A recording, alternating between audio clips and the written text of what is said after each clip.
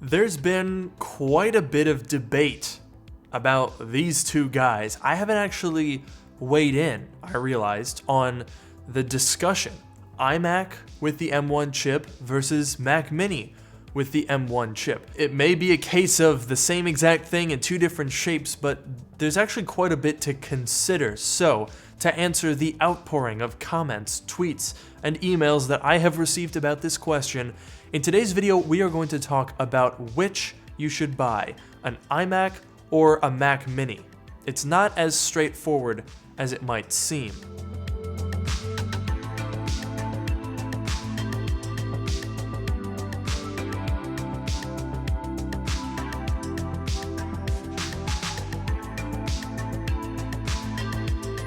Whether you're working on a Mac Mini build or picking out an iMac color, you should make sure to keep your digital life protected with today's video sponsor, Total AV. Total AV is an award-winning antivirus and malware detection service with advanced protection from online hackers and scams, as well as phishing attempts on websites and in pesky emails. If you're like me, then there's a good chance that your digital life is cross-platform. I use a Windows PC at home almost every day, and it's admittedly much more prone to malware than my Macs. Fortunately, Total AV is cross-platform. It works on Windows, macOS, iOS, Android. They've got you covered no matter where you are. Total AV is always monitoring to protect you from hackers and threats, but they'll also notify you if your personal information gets leaked in a data breach. They're keeping an eye on the web, searching for any breaches, and you'll get a notification much faster than waiting for the website to tell you after your info has already been stolen and used. Right now you can snag their impressive $19 antivirus package, a remarkable 80% off from their normal rate. To redeem this offer, go to totalav.com/LukeMiani or check the link in the description below. And now, back to the video. So, the discussions that I've seen about this topic have been very polarized. A lot of people are really sure that they are correct, that either the Mac Mini is the best or worst option, and the same for the iMac. People are absolutely so unnecessarily fired up defending or attacking both of these setups, and frankly, I don't understand why. The thing that you have to realize about Apple, and I'm saying this right at the beginning of the video before I've even told you any of the pros and cons of either of these, the thing about Apple is that they never make a product that directly overlaps. Apple doesn't make two different products for the same category. That's just not how it works. So when they make a desktop, they make a specific desktop that works in this category, and they make a specific desktop that works in this category. Even though they have the same internals, mostly, there are very different use cases for these two products, and today, that's what we're going to talk about. So I won't beat around the bush here. The iMac excels at being a convenient overall package, whereas the Mac Mini excels at being versatile and adaptable. That's basically all there is to it. But that's not very good for boosting my engagement and watch time, so I'm going to tell you more. But if that's all you needed to hear, then leave a like down below, don't forget to subscribe, and thank you so much for watching. I'm just kidding, not about the subscribe part, but there is actually quite a bit to talk about when you're making a decision between these two. So if you are torn, then hopefully you're in the right place. So the thing that I keep seeing that really confuses me is people saying that the M1 iMac is overpriced. That's just utter nonsense, okay? It doesn't make sense. For one, it's the exact same starting price as the M1 MacBook Pro, so it's literally no more expensive than a normal M1 machine. And for two, you get a lot with this package. I mean, you're not just paying for the M1 chip wrapped in a pretty shell, you're also getting a 4.5K display, a 1080p webcam with great image signal processor, as well as fantastic microphones, built-in speakers that sound really good, which also have spatial audio. You're also getting a mouse and keyboard, and you're getting all of this in a package that's thinner than a USB port. And then people on Twitter will counter, oh, but the Mac Mini is $700 and it has the full-fat M1 chip, but the M1 iMac doesn't even have the 8-core GPU. Okay, yeah, but you know what else the Mac Mini doesn't have? A screen! And that's before we even talk about how that looks on your desk, because if you want to set up an iMac, here's what you got to do. You pull out the power cord, you put the iMac on a desk, you plug it in, and that's it.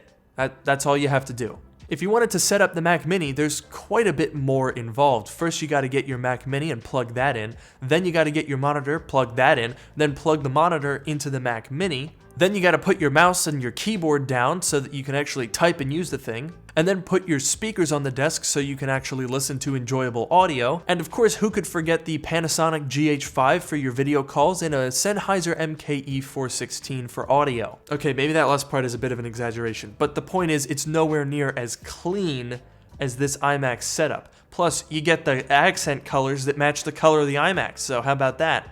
But I hear you say the whole point of the Mac Mini is that you can customize it, you can pair it with whatever monitor you want.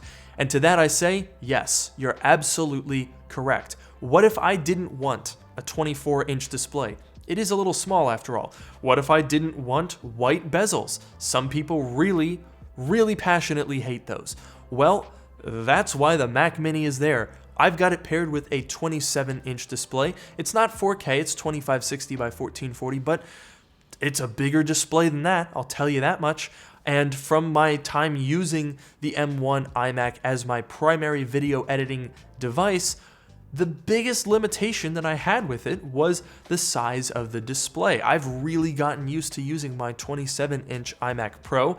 Before that, I had a 2019 Core i9 27-inch iMac, and before that, I had a 2015 27-inch iMac. So I have really gotten used to these Retina 5K 27-inch displays.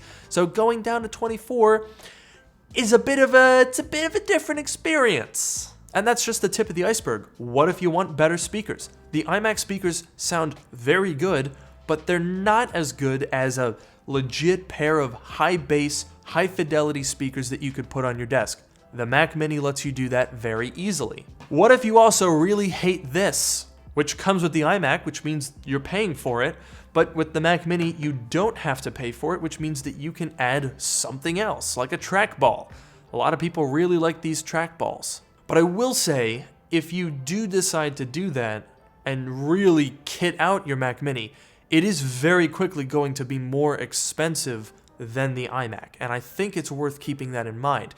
A lot of the people who have said that you can really customize the Mac Mini seem to be implying that you could do a whole lot more for the same amount, but that's definitely not the case. But one thing that can't be overstated enough is how compact and clean and tidy the iMac is.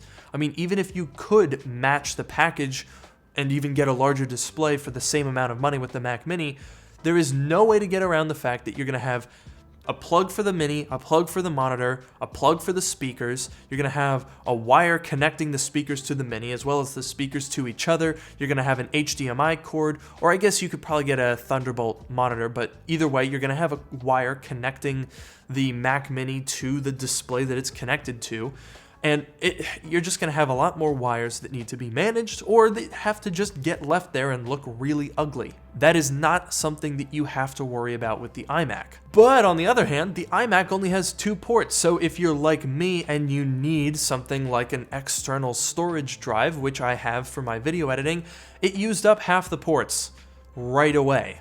And if you did want to add additional speakers instead of the internal ones, the headphone jack is on the side, which means that it looks really ugly when you plug in another pair of speakers. The Mac Mini doesn't have that problem because all of the ports are on the back of the device, and you can even put it underneath your desk because it doesn't need to be there if you don't want it there.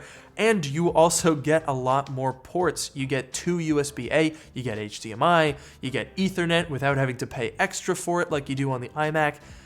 It's a very, very versatile situation, although for reasons unbeknownst to me, neither of these have an SD card slot. Why? I don't get it. The old Mac Mini had SD card slot. Why does the not?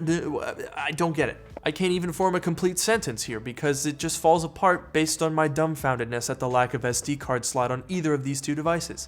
What the heck? Oh, wakey wakey. There is one other thing that's worth talking about. When you're comparing the base Mac Mini to the base iMac, we have to take into account the fact that they are slightly different implementations of the M1 chip. The iMac has the 7-core GPU and a single fan design. The Mac Mini has the full fat M1 with the 8-core GPU and also a single fan, but it's a better fan, so it does perform a good amount better. Maybe not a good amount, but a noticeable amount better. In something like Cinebench, you can see that this higher binned processor is able to hold its clock speeds for longer because it scores pretty noticeably better, and also in graphics-based tasks, you can definitely see the difference of that extra GPU core. So for example, in Tomb Raider, well, you get an extra 2 FPS. It's not exactly playable, but it illustrates the difference pretty well. Similarly, in Blender, in both the Classroom and BMW render, you can see the Mac Mini does outperform the iMac, and it's also worth noting that there is a new Apple Silicon optimized version of Blender that's coming out for both of these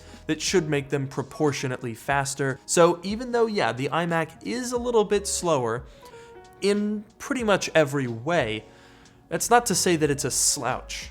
So if you couldn't tell already, this video has been essentially a back and forth of the pros and cons, and the reason that I structured it like that is because almost every single attribute of both of these products has a direct counterpoint in the other one. So if you really like the display being built in, you've got the iMac, but if you don't like this display, you've got the Mac Mini. If you like having a lot of expandability, you've got the Mac Mini, but if you don't want a ton of wires, you've got the iMac. It's a perfect yin and yang situation here. They fit together perfectly in Apple's lineup. And I think it's really amusing to see people being so heated in their comparison when really what they're looking at are two almost polar opposite yet complementary products. I have an example of this that is so perfect that I literally couldn't even script it if I tried to. I put out 2 polls asking basically the same question. Which is better, an M1 iMac or an M1 Mac Mini? On Twitter, with 1,385 votes as of this recording, 58% of you guys said the iMac and 42% said the Mac Mini. On YouTube, which did get more votes, 2,900 as of the time of this filming, 42% said the M1 iMac and 58% said the M1 Mac Mini. You guys, they are completely, perfectly inverted. That is crazy. Now, granted, there were some slight differences in the wording there. I meant for them to be pretty much the same, but I didn't copy and paste, so you could make the argument that wording had some effect. There's also a different sample size. But how crazy is it that they were exactly, to the percentage, inverted results?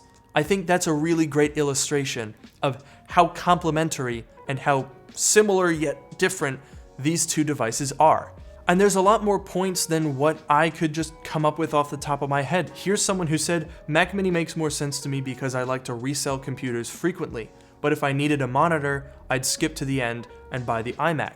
So if you already have a really good monitor, like, I don't know, some people have a Pro Display XDR that they use with the Mac Mini, you could have the monitor and just swap out the Mac Mini every couple of years to upgrade it. I mean, you could build a whole Mac Mini setup that would, granted, be more expensive than this iMac, but then you'd be ready to go when the Apple Silicon Mac Pro comes out and you're saying, oh, time to get my hands on these 40 cores, and you would just swap it out without having to also get rid of your keyboard and mouse and display and speakers and camera and microphone.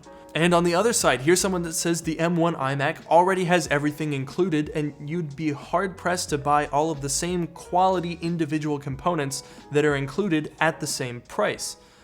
Again, it's a really good point.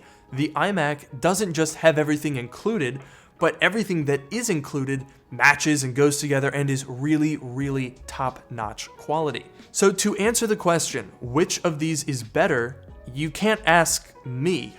You have to ask you, because it's really your preferences which determine which of these are better suited. That is, if you're looking for a desktop, if you're shopping for a MacBook, well, then you probably just watched this video because you thought it would be interesting. And hopefully it was. If what matters most to you is versatility, then the Mac Mini is a really great option. But if you're looking for a convenient overall package that is super clean and minimal, the iMac is phenomenal. And that's basically what I said at the start of the video. So maybe you didn't need to watch it this whole time. Oh my god. Well, if you stuck around, I hope it was enjoyable. And if it was, make sure to like, comment, and subscribe. And with that, I will see you guys in the next one.